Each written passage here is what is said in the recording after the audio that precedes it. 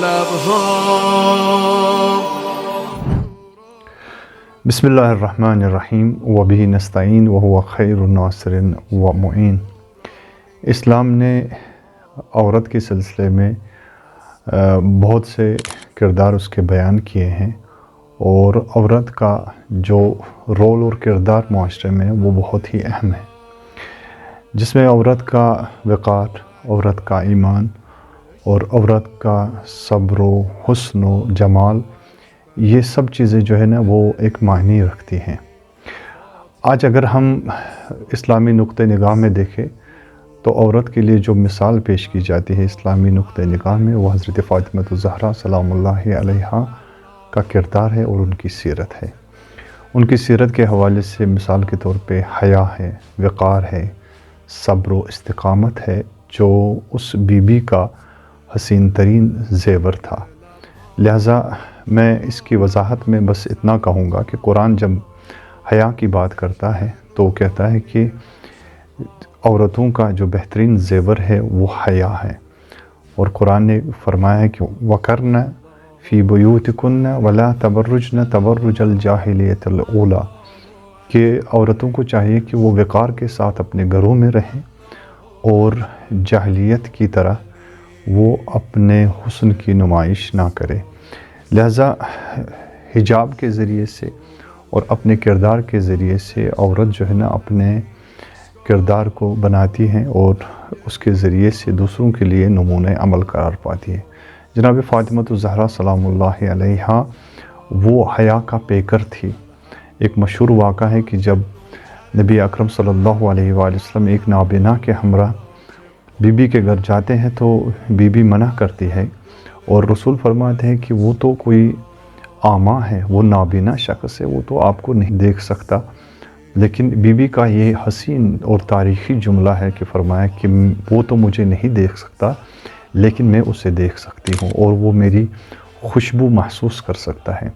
تو یہ کمال کی علامت ہے، انسان کامل کی نشانی ہے کہ جہاں پہ بی بی فرماتی ہے کہ وہ میری خوشبو کو محسوس کر سکتا ہے، اور یہ میں گوارا نہیں کرتی کہ کوئی میری خوشبو کو اور میرے وجود کو محسوس کرے. تو کنیزہ زہرا کے لیے سب سے بڑا پیغام ہے کہ وہ کس طرح سے آج کنیزہ زہرا کو سوچنا چاہیے کہ وہ جب بازاروں میں نکلتی ہے، وہ جب گھروں سے نکلتی ہے تو کیا اس اصول پہ پابند ہے، وہ اس اصول کی رعایت کرتی ہے. وہ یہ سب سے بڑا درس ہے کہ جو ہمیں لینا چاہیے. حیا کے ذریعے سے، حیا چونکہ انسان کو باطنی طاقت عطا کرتی ہے، انسان کے اندر صبر اور استقامت کا مادہ پیدا ہو جاتا ہے. انسان کے اندر جتنی حیا مضبوط ہوگی اور جتنا انسان حیا کا دامن پکڑ کے رکھے گا، اتنی ہی انسان کے اندر قدرت اور توانائی پیدا ہو جاتی ہے. حضرت فاطمہ الزہرا سلام اللہ علیہا کی حیا اور عفت ان کی کمزوری کی علامت نہیں بنی، بلکہ انہیں ناقابل شکست انسان بنا دیا. ان کے اندر مزاحمت، استقامت اور برداشت کی جو عظیم حدیں تھیں ان پہ ان کو فائز کر دیا. لیکن کس وجہ سے؟ جب وہ اللہ سے حیا کرتی تھی، جو وہ ہر اس چیز سے جو چیز خدا کی ناخوشنودی کا باعث بنے اس سے پرہیز کرتی تھی. حیا ہوتا تھا ان کو اپنے گھریلو مسائل میں، اپنے سماجی مسائل میں، اللہ کے ساتھ جو رابطہ تھا ان مسائل میں. بی بی صلوات اللہ علیہا ہمیشہ اس انداز میں ہوتی تھی کہ وہ حیا کا دامن کبھی بھی اپنے ہاتھ سے جانے نہیں دیا. لہٰذا حیا کے ذریعے سے صبر و استقامت پیدا ہو گئی، اور صبر و استقامت کے ذریعے سے وہ محاذ حق پہ رہی. فاطمہ کا صبر، فاطمی صبر جسے ہم کہتے ہیں، وہ علامت بن گئی تمام اہل حق کے لیے. حق کا دفاع کرنا، ولایت کے محاذ پہ کھڑا رہنا اور ولایت کے لیے اپنی جان بھی قربان کرنا، یہ حیا سے شروع ہوا.